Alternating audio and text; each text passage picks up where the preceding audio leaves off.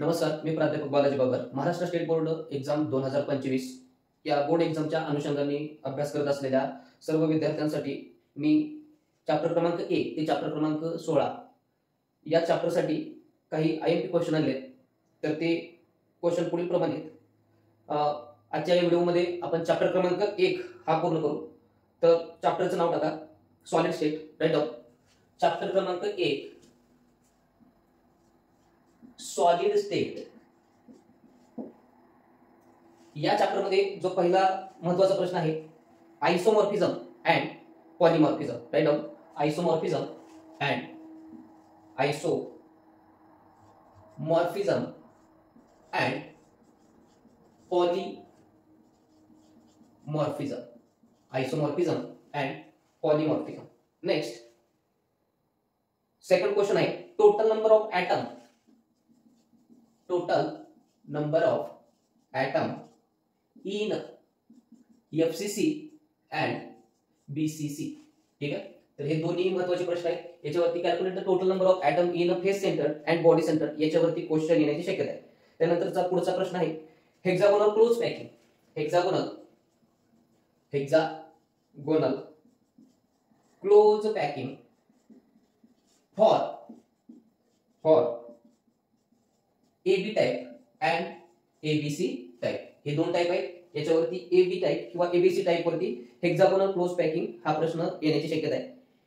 त्यानंतरचा पुढचा क्वेश्चन आहे व्हॉट इज मॉलिक्युलर सॉलिड.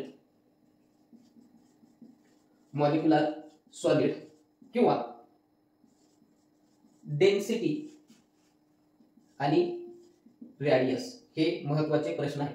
त्यानंतरचा पुढचा जो प्रश्न आहे what is insulator, what is band gap हा प्रश्न सुद्धा महत्त्वाचा आहे. लिहून घ्या. Insulators and band gap. Insulator and band gap. पुढचा प्रश्न आहे एक्सट्रिन्सिक सेमीकंडक्टर अँड डोपिंग. सगळ्यात महत्त्वाचा प्रश्न आहे एक्सट्रिन्सिक सेमीकंडक्टर अँड डोपिंग. ठीक आहे. त्यानंतरचा पुढचा जो पार्ट आहे त्याच्यामध्ये आपल्याला कॅल्क्युलेट करायचं आहे. Calculate the following data for simple cubic face centred and body centred. लिहून घ्या. Calculate the following data. Calculate the following data for कोणत्या सिस्टीम साठी? सिंपल क्यूबिक साठी, बॉडी सेंटर्ड साठी आणि फेस सेंटर्ड साठी. ठीक आहे. याच्यामधील एक क्वेश्चन तुम्हाला येऊ शकतोय किंवा हा मोठा क्वेश्चन तयार होईल. त्याच्यामध्ये 2-2 मार्क्स साठी खालील प्रमाणे तुम्हाला विचारलं जाऊ शकते. त्यामध्ये जो पहिला पॉइंट आहे काय विचारलं जाईल? Calculate the following data for simple body centre आणि फेस सेंटर साठी टोटल नंबर ऑफ एटम किंवा नंबर ऑफ एटम याच्यावरती प्रश्न असेल.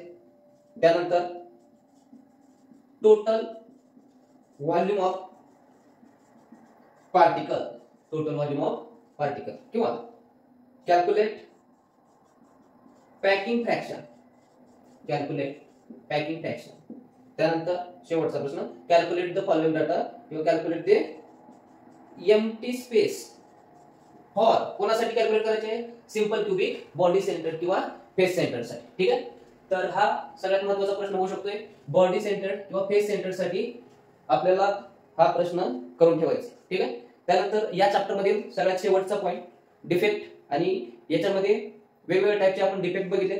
त्यामध्ये मला पेपरला येणारे किंवा एक्सपेक्टेड असलेले 4 डिफेक्ट मी तुमच्यासाठी आणले. त्यामधला जो पहिला डिफेक्ट आहे त्या डिफेक्टचं नाव लिहून घ्या. Types of defect. याच्यामध्ये तुम्हाला क्वेश्चन विचारला जाऊ शकतोय.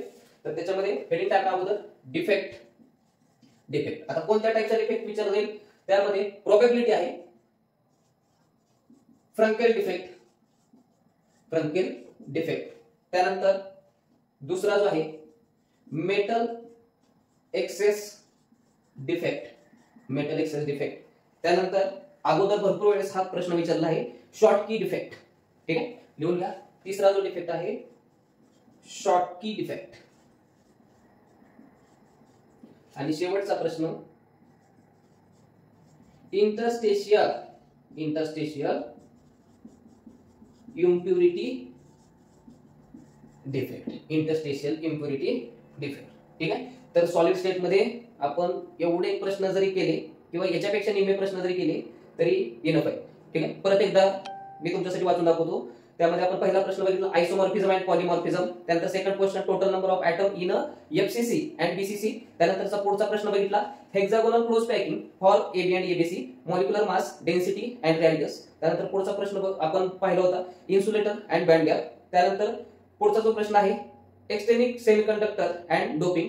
Calculate following data for simple cubic, body centred and face centred. त्याच्यामध्ये आपण नंबर ऑफ ॲटम कॅल्क्युलेट करायला होती, total volume of particle calculate करायला होती किंवा पॅकिंग फ्रॅक्शन किंवा एम्प्टी स्पेस याच्यावरती तुम्हाला जर क्वेश्चन आला तर आपल्याला याच्यावरती लिहायचं आहे. त्यानंतर शेवटचा प्रश्न आपण बघितला होता की डिफेक्ट. डिफेक्ट मध्ये 4 टाईपचे डिफेक्ट आपण महत्त्वाचे असं मी तुम्हाला सांगितलं होतं. त्यामध्ये पहिला डिफेक्ट फ्रँकल डिफेक्ट, त्यानंतर metal access defect, Schottky defect आणि इंटरस्टेशियल इम्प्युरिटी डिफेक्ट. तर या चॅप्टर मध्ये एवढे प्रश्न महत्त्वाचे आहेत. तर पुढच्या लेक्चर मध्ये आपण चॅप्टर क्रमांक 2 सोल्युशन या चॅप्टर वरचे जे महत्त्वाचे क्वेश्चन आहेत हे क्वेश्चन आपण डिस्कस करू. तुर्तास इतकंच. धन्यवाद.